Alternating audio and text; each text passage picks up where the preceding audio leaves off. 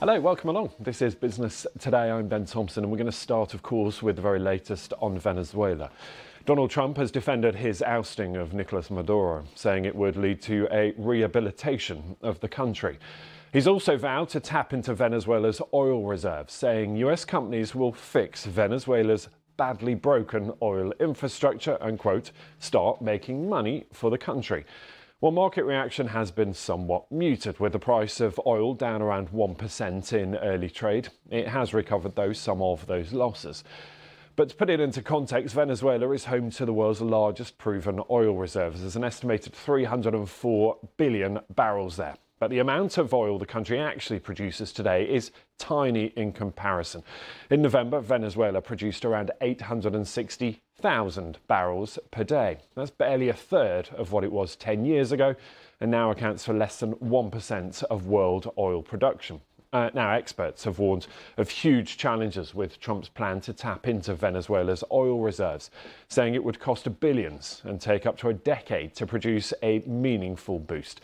So let's get the very latest with energy expert Cornelia Meyer, who's the chief executive of Meyer Resources. Cornelia, always good to get your insight on this. And give me a sense, first of all, about that market reaction. That really speaks to the fact the market is pretty oversupplied as it is, so therefore there hasn't been a shock you might normally have expected. Is that right? Good afternoon, Tom, and thank you for having me, and Happy New Year.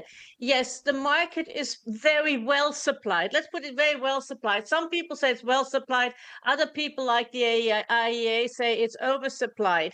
And then it's the tiny amount that Venezuela produces. It's less than 1% of global production. It exports maybe 70% of that, half of that to China, and that's only 6% of Chinese imports. So it really, what happens in Venezuela at this point does not move the needle. And yet, at the same time, President Trump saying that he plans to invest billions in the country to kickstart that oil production. I wonder what impact that would have on global supplies, potentially catapulting Venezuela further up that list of oil producers. And that proves a threat to other major oil countries, doesn't it? Well, absolutely. I mean, if that happens, but mind you, it will take time. You know, upstream oil production is not a light switch. It's not. Shale oil is quick, but the real stuff is it's a major, industrial process to kickstart the production. So we are looking at years and years in order to get more barrels out of the ground. That's one thing. Secondly, what we have to look at is how will US and Western corporations look at going into Venezuela? What legal guarantees do they need? Chevron is currently in Venezuela, has been able to avoid the sanctions because they've paid the regime in barrels and not in dollars. However, anybody else who gets in, they will need some backstop, because there were two nationalization waves in Venezuela, and a lot of oil companies lost a lot of money in those. And Cornelia, are you surprised at how the conversation about what's happened has moved on? Because, of course, the stated aim was to remove Maduro over those stated drugs issues and the allegations that he was flooding America with drugs. The conversation has moved quite quickly onto oil and also China's involvement in Venezuela. Well, I think oil is one thing, and oil is something that the US public understands.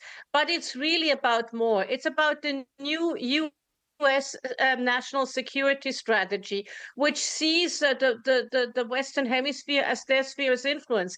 It's about China. It's about China's influence in the mining sector. It's about silver. It's about rare earths. The rare earths get extracted in places like Venezuela, the Southern Balkans, and then shipped over to China for refining, because they have 91% of the refining capacity. It is also about some Russian involvement and some on sort of more the military front, and some Iranian involvement. So this is way bigger than just oil, but I can understand why Donald Trump puts oil first, because that's something that the American public understands.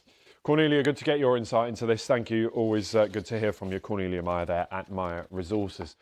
So that's what's happening in Venezuela and America's response to it. Meanwhile,